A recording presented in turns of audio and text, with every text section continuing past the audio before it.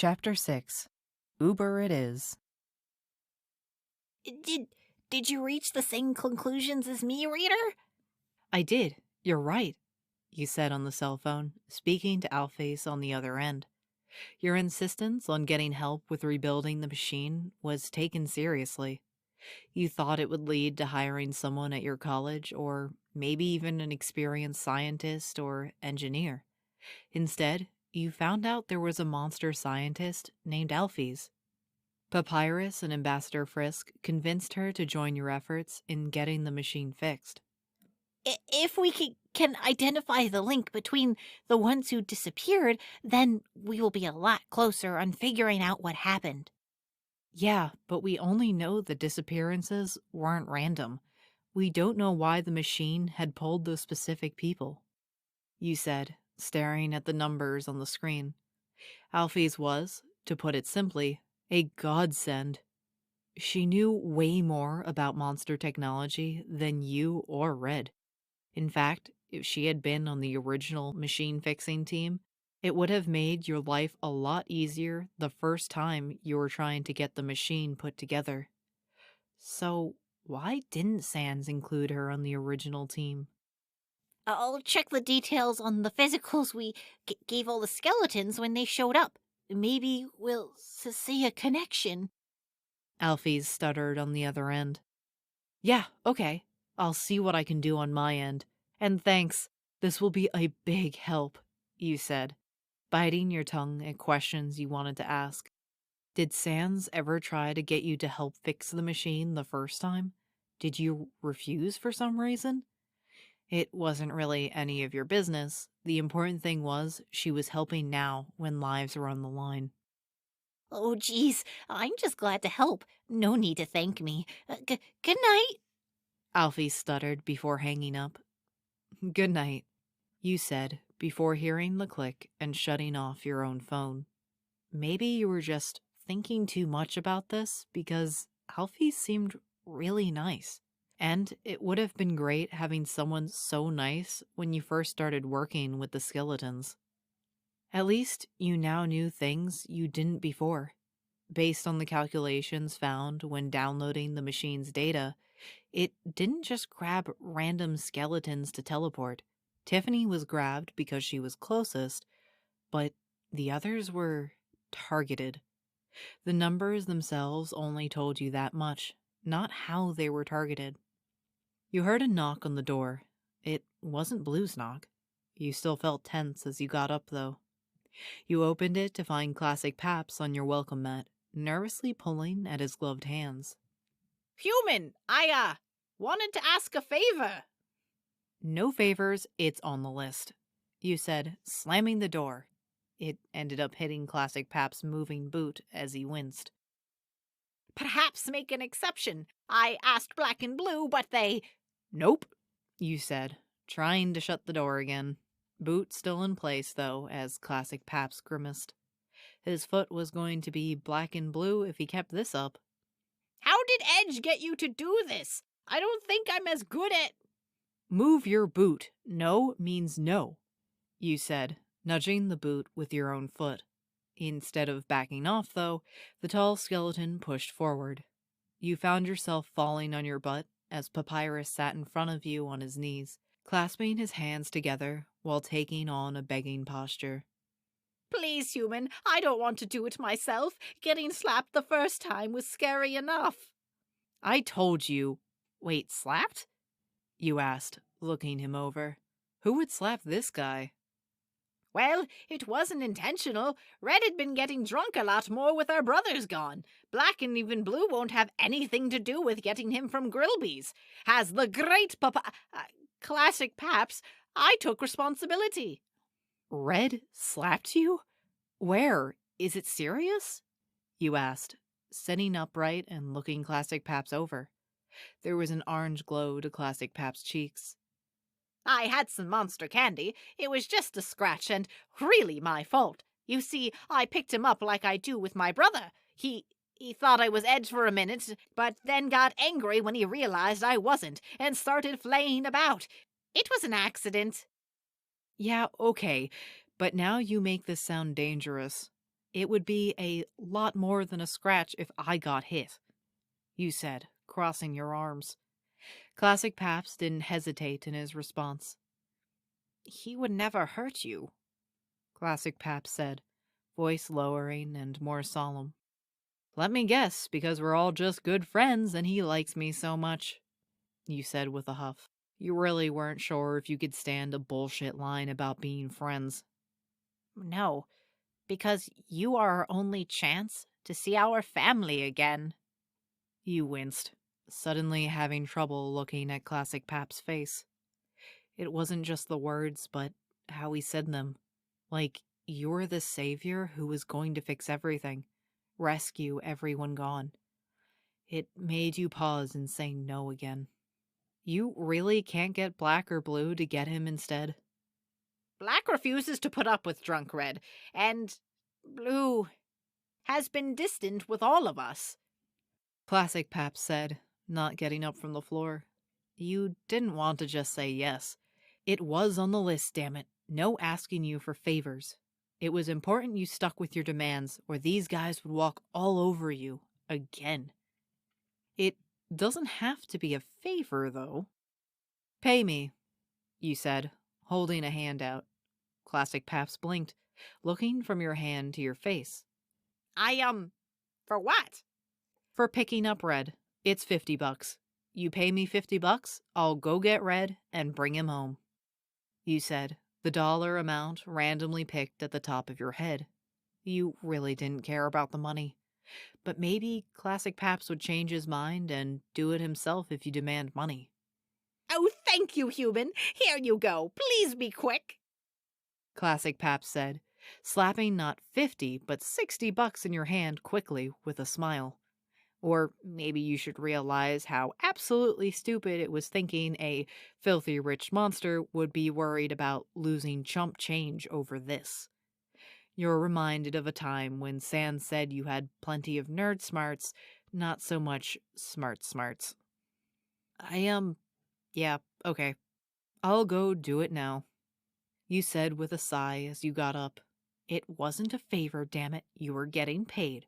Just keep telling yourself that. Seriously, who were you kidding?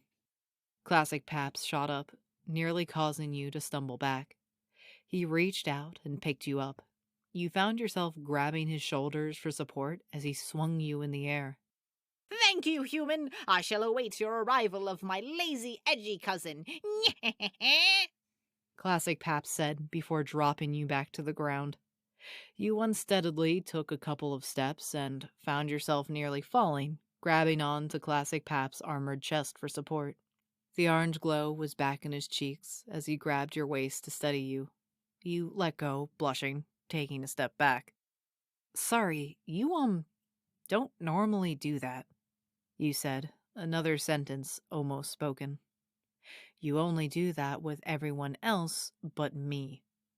Yes, my apologies, human, for getting overexcited. Please hurry back. I'll be waiting. Classic Paps said, turning and leaving with a salute. Sure, Classic Paps, you said with a sigh as you turned to find your car keys. It wasn't like this would be the first time you picked up Red from Grillby's. It would just be the first time since he called you that nickname. You found yourself in Grillby's parking lot, staring at the building for 5 minutes. Everything was supposed to be different now. You weren't here as Tiffany Understudy. So why did you feel like you were about to follow through with a regular routine? If he calls me it, I leave him here and give Classic Paps his money back, you muttered to yourself. It was different inside. Red didn't sit at the bar like normal. He was in a corner table, drinking alone. And what was really strange was the look of relief you saw some monster customers give you. Just how much more trouble was this guy making? His back was turned to everyone, so he didn't notice your approach. There were empty shot glasses all over the table. For some reason, you felt a little endangered as you cleared your throat. Fuck off, Paps. You were starting to see why Classic Paps was so desperate for help. I'm not Paps, but if you don't want to ride home, suit yourself. you said, already turning to leave. Honestly, you were glad for the cold shoulder. Now you could tell Classic Paps you tried, but had no success. Whoa, hold up, Rita. The words accompanied a big hand grabbing your shoulder. So much for getting out scot-free. You found yourself pulled and pushed into a chair next to Red. Sorry, kid. Thought you were Paps coming by to make me go home. Oh, you have. It's on me. Red said with a wink. You blinked for a second. Red winking at you was weird. He never winked at you before. Oh, nothing. I'm just here to pick you up, you said, also weirded out by the offer.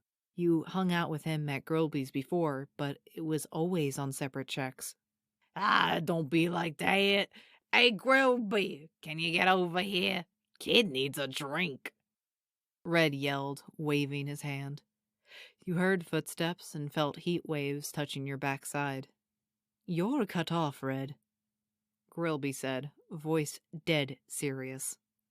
It's not for me, though. It's for Rita here. You never order something for Rita. Yeah, well, now I am. Is that a problem? Red asked, voice turning low and dangerous.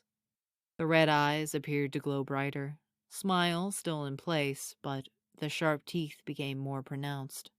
I'll have a club soda with lime, you said, hoping to put an end to the discussion. Red stopped his glaring to give you a skeptical glance. Kid, it's a monster bar serving all kinds of magical infused drinks you'll never find in any other part of the world, and you seriously want to go with a club soda? I've ordered club soda all the time here before, you said defensively, and the so-called magic-infused drinks cost over $500 a glass. Well, at least for humans anyway. Monsters got them at a regular price. Something about the magic in them needed for monsters, but being just a recreational drink for humans. Tell you what, I'll add a little something into the club soda and consider it on the house, Grilby said, patting you on the shoulder. You think it was his way of saying thanks for making sure things didn't turn ugly. Just remember I need to drive Red home tonight, you said, a little nervous. You only saw a couple of humans be able to afford the magic-infused drinks, and one of them started singing and dancing like a loon after having one. Don't worry, the effect will be subtle and won't affect your driving, Grilby said with a wave while walking off. Yeah, kid, live a little. I can drive us back if you're too out of it, Red said, sharp-toothed grin friendly again. I don't think so, you said, eyeing the shot glasses. Pfft, some of those are from hours ago. I've been in this place literally half the day. What made you want to stay here half the day? You asked, thinking of how little he saw Red when working on the destroyed machine. You'd think he'd hang around the basement more to help him try to fix it. Oh, you know, contemplating life, the mysteries of the universe, Red said with a wave of his hand. You heard a snort behind you, turning to see it come from a dog monster in a pink shirt and military cargo pants seated nearby. You got something to say, dog breath? Red asked, eyes glowing brighter again with his glare. You nervously looked from one to the other, knowing for sure the trouble coming was not worth $50 to suffer. Oh wait, you got $60. Nope, still not worth it. You've been trying to pick fights with any tough monster who's walked in here. Oh wait, I mean have a friendly fight match, the dog monster said, spitting out the words. What? Undyne is the only monster allowed to spar with others around here. Undyne doesn't have your level. Might want to keep those urges to hurt in check. What'd you just say? Growled Red, getting up, chair hitting the floor. You saw a total of 3 dog monsters get up from their own chairs, fur rising up in aggression. Red took a step forward, and you found yourself getting up, hand on his chest. You could feel the warmth coming off his bones from under the sweater. Red, just let it go, please. He's not worth it, you said, knowing full well he could swat you away like a fly. You didn't know what possessed you to interfere here. It was just that Classic Paps did pay you to get him home, which meant you were supposed to stop him from doing something stupid. He would never hurt you. Y'all afraid of me too? Think I'm just some angry thug? Red growled, looking down at you. You'd be lying if you said you didn't have an urge to jump back. I don't think you're a thug, but sometimes I am a little afraid. But that's my issue. I need to learn not to get scared just because you get angry, you said, trying to be honest. In all fairness, Red got angry a lot, at least at the mansion. It never bothered Tiffany, as far as you could tell, but sometimes you saw him with a giant scowl on his face, looking ready to rip someone apart, and fight down an urge to shy away when he directed the scowl your way. Red gave you an unreadable look for a second, eyes studying you intently. Then the grin came back as he glanced down at the hand still on his chest. Sheesh, kid, you can't seem to keep your hands off me, Red said, leaning in and giving you another wink. His breath smelled of cinnamon, first black and now red. Did all monsters use mouthwash, or did magic just give them nice breath? You drew back your hand, feeling your cheeks turn red. I wasn't. I was just trying to stop you. I know, kid. My bad, doggo. I'll try to behave, Red said, putting hands up in a surrendering gesture before going to grab his chair. I'm glad to hear, because I would want Rita to have at least one taste of this before having to kick you out, Grilby said, walking up with tray in hand and a drink on it. It almost looked like a normal club soda with lime, except for the glowing orange, green, and yellow lights inside it. Wow, thanks, Grilby, you said, sitting down as well. You couldn't stop yourself from being a little excited. You were about to have your first magic-infused drink. Make sure to take it slow, kid. Those things can pack a wallop, Red said, leaning back and looking ready to nap in his chair. You'd never think a minute ago he was about to go Fight Club rage on 3 dog monsters. Relax, it's subtle, but you should drink slow to enjoy the taste, Rita, Grilby said with a smile before walking off. You took a deep breath before having your first sip. First, you felt a soothing lime, then a zesty lemon, and next, a sweet orange taste. Your taste buds appeared to randomly jump from one flavor to the other. You had a couple of more sips, the random flavors continuing to be felt in your mouth. This is pretty good, you exclaimed, taking a closer look at the drink. It was kind of cool drinking something literally glowing in front of you. Red was covering his mouth, stifling a laughter, but not having much luck. What? You asked with a raised eyebrow. Your tongue is glowing, Red snickered, pointing to your mouth. Your eyes widened and you quickly pulled out your phone, turning the camera on yourself. Sure enough, a yellow glow was coming from your mouth. Awesome! Hey, take a picture. I want to send it to Sans and Papyrus, you said, quickly handing it to him. There was a flicker of a frown, quickly replaced with a usual grin, as Red held the phone up. Sure thing, kid. Now make sure to stick that sucker out, Red said, tapping a button. You gave him a raspberry, not the most mature way of doing it. You were pretty sure you heard a couple of monsters snicker behind you. Red handed back the phone, and you texted the image over to your friends as you finished your drink. True to his word, Grilby didn't bring a bill, and you both headed to the car. Gotta say, I'm surprised Classic Paps got you to agree to pick me up. Thought you weren't gonna do any more favors, Red said as the two of you got in the car. It's not a favor, you retorted quickly as you hit the gas pedal. Oh? I'm, getting paid to pick you up. I charged Classic Paps $50, you said, nervously glancing his way. You just realized maybe it wasn't the best idea to let Red know your company came with a payment fee. Whatever worries you had went out the window when you ripped with laughter, banging the car dashboard. Oh, fuck it. That's priceless. Speaking of prices, you should make it 100 next time. Red said, wiping tears from his eyes. Who says there's going to be a next time? You asked, but you were smiling. Oh, please. You had a fun time. And Grilby likes you. Would have offered you that free drink a lot sooner. But Tiffany always pleaded sweetly for one, and he could only show so much charity.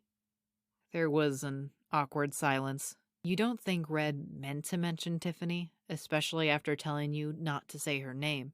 You felt a sudden depression when realizing something. This was temporary. Once Tiffany returned, it was back to her getting magic-infused drinks and you sticking to regular club soda. There would be some friction, of course, when she returned. No doubt she would be on thin ice. But even after seeing the video, you had no doubt about them taking her back. After all, they were soul-bonded, stuck together as far as you could understand. The silence was starting to get to you, and you opened your mouth to say something. Red, though, got there first. Hey, I liked what you said back there about being afraid of me but trying to work on it. It was sincere. You know, I asked someone the same question. They gave me some line about wanting us to work together on my anger issues. Help me learn to overcome it. That's not a bad thing. It sounds like someone cared about you enough to want to help you, you said, giving him a side glance. He was staring out the window, one hand under his chin. It was bullshit. They didn't do a thing to help me stop getting mad. Thinking back on it, they seemed to like my temper. Fucking liar. Back to awkward silence because, really, what did you say to that? Luckily, you reached the mansion in 5 minutes, Red opening the door before the car came to a complete stop. This was fun, kid. Let's do it again. Red said, giving you a backwards wave as he headed to the front door.